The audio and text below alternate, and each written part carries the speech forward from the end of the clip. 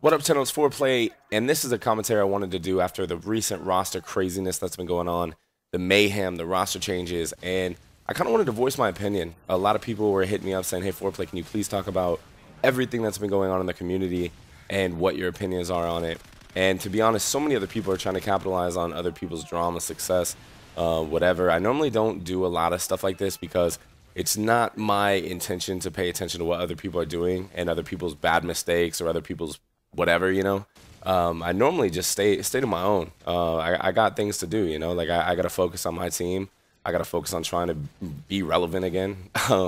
I got to focus on me and what I'm trying to do, you know, like the people I'm teaming with are the people I care about. And outside of envy, you know, and then my friends in the community I care about, but not in terms of me giving life advice or things like that. If someone comes to me, obviously I help them, but you guys know how it is. So my opinion on all this recent roster stuff is it is stupid. I think a lot of the roster changes that happen are still the same thing that has been going on since 6-7 years ago when CoD4 first got on the scene. Everyone wants a quick fix, and I'm not saying in my day that I haven't maybe done something that could be considered a quick fix method. But for the most part, man, I like to take the complexity approach in terms of sticking together. And they're winning so much. Maybe that's why they're sticking together. But also, I just feel that you're never really going to get to overcome something and really get to feel what success really is if you throw together a team, you win, and then that team doesn't stick together. I was really shocked to see a team like Strictly Business with Dito and Censor and Apathy and Saints win a regionals tournament and then break up. I don't understand it, and I guess it was just because of attitudes and conflicting interests on teams and stuff. But when I see things like that, it just makes me feel bad for the organization owners. It makes me feel bad for the people that support those teams, because it's getting to a point in Call of Duty, and Envy is no different. You know, like there's been their roster changes, and we're going to talk about that. But it's getting to a point in Call of Duty where you can't really support a team anymore. You know, like imagine in your favorite sport, football, basketball, baseball, whatever, if mid-season, which it happens, people get traded, I understand that, but mid-season, someone just decides to quit and go play for another team, you know? That just doesn't happen. Or that I'm not saying it doesn't happen, but that just doesn't lead you to want to root for that team and go through that team's struggle. You know, like I'm a loyal Miami Hurricanes fan, always have been, diehard, you know, my whole life. And I had to go through the bads with them. You know, like Miami Hurricanes, for those of you who don't know college football, they got a bunch of scandal charges. A bunch of stuff happened where they couldn't really, let's say, play in a bowl game for a little bit. They had some rough seasons. They couldn't get a good recruiting class for a while. And, you know, those things are part of the struggle. And if you're true supporters, a.k.a. you guys, for me, they're going to go through the ups and downs with you. They're going to love you for what you've done. They're going to love you for what you're going to do. And they're going to love you for what you stand for. Because at the end of the day, I actually said this on Twitter. Loyalty, to me, isn't about getting you somewhere. Loyalty is a character trait. That you do loyalty for yourself. You shouldn't be doing loyalty for somebody else, in my opinion. And I don't want to sound like a hypocrite, because in my day, I'm sure, and I can't think of any now, where I've made mistakes and dropped people. I know that I teamed with Fierce for a whole year in 2008, and we ended up dropping him. But I made Sidrock do it because I didn't want to do it. But that was after a year. You know, he just wasn't performing the way he was before. And I'm sure I've done it before, you know. Same thing with Hastro, I guess, in 2010 when we wanted to pick up Proofy and Sharp. And I know that it's been done before, but I just think that nowadays, if there were contracts locked in to where teams had to overcome things, I think it would lead for better stories, you know. Like I think it would lead for complexity, maybe having to work a little bit harder because they weren't, like, they just have so much chemistry, you know. And all these new teams that are forming, and people think, oh, we're going to do this and we're going to do that.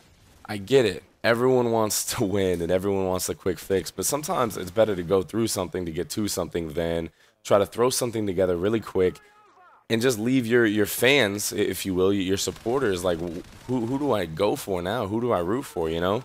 And it's funny because everyone's going to have a different opinion on it. I see so many people voice their opinions as if they're right, when there really isn't a right in this situation, because you'll never know what teams are going through in their shoes. And that leads me to the Rambo situation. I was actually at PAX this weekend. I gave all those guys hugs. Those are my boys, you know, and I've always said what's normally on my mind, in a sense of how I feel about things, and anything I really wanted to about Envy. There's been times where I was like, oh, Rambo's not really performing the way he should, or maybe Rambo's not got it. But then again, he proved me wrong at COD Champs and got second. So I eat my words and I say, you know, Rambo's got it, or Rambo's this or that. And you win as a team, and that's a prime example. I would rather win and lose as a team than be successful one time as an individual, or get notoriety from one individual placing or one individual standing by yourself, because I just don't see the point in that. Maybe it's because I used to be a collegiate athlete, played sports my whole life, and I've been on winning teams, and I've won state championships, and then I've been on a team previous years or following years that went 2-8, or I think actually went 4-6. Got to give myself some credit. But you know, going from a state championship to a 4-6 team made me want to throw up, and that can be very difficult. But then again, people are going to notice you and how you play, and that's another thing that we have wrong in this community. I think that people focus too much on these stats, and it's never really going to change until it turns into a sport. You know, I've seen professional athletes play horrible, but as long as their team wins, nobody really talks about it, and if they do, it's forgotten. And that's the biggest thing that I want to get a message to all my followers out there. If you struggle one game, this too shall be forgotten. Just don't worry about anything. This too shall pass. You know, like it's always gonna fade with time. You know, and if you have one bad game, one performance, I'll be honest with you. I went to Atlanta and Columbus. I played really good in the DOMs against VVV, and I went like 1-7 in the search, I believe, or something god awful.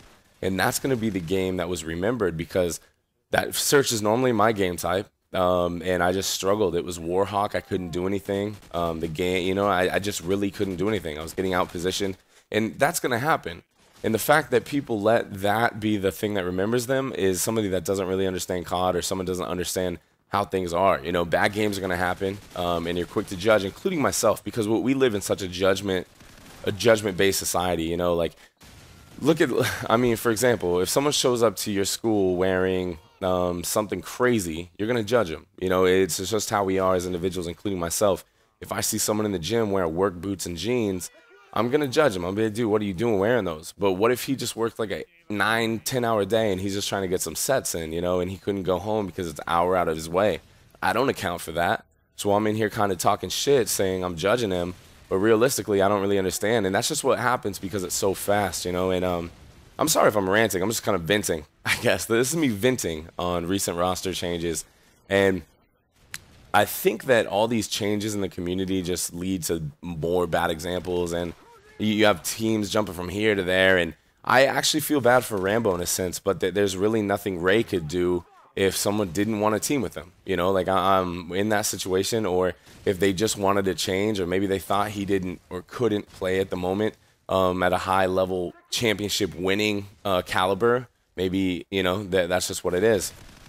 And for him to slide to a coaching position and then come out of coaching to play second at a championships and then go back into coaching, I just want him to be successful. And as long as it's what he wants to do, then that's all that really matters, you know, like, not wants to do, but as long as he's comfortable doing that and being in that coaching management position with us, then that's good for him, you know. But in terms of wanting people to play with certain people, you just can't do it. That's what Call of Duty, that's the problem with Call of Duty. There's 3 other individuals on your team besides yourself that you have to try to make happy, and that's the most difficult thing, because all it takes is one person to cause a ripple effect. And once that happens, then your team can just be catastrophic, and it could self-implode. You know, there's really nothing else you can do about it.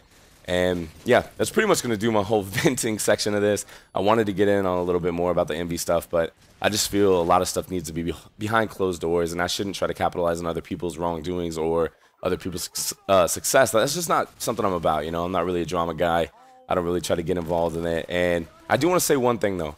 If you're still watching this video and you have a team and you're not sure about it and things really don't feel right, just go with always what your gut says. Don't let other people sway your opinions, and to be honest, try to stick it out with your team. My team right now, I'm trying my hardest to stick it out with, just because I treat them like family, you know. So it is what it is. Either way, you guys are the best. This is Foreplayy from the Foreplayy gang, a little bit of Team Envious and Gamma Gamers. Until next time, peace.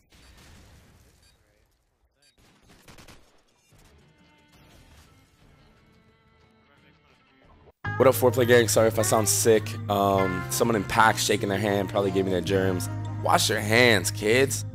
No, I even tried to do the hand sanitizer thing too, and I still got a little sick. So if I sound like a goofball for the next week, just bear with me.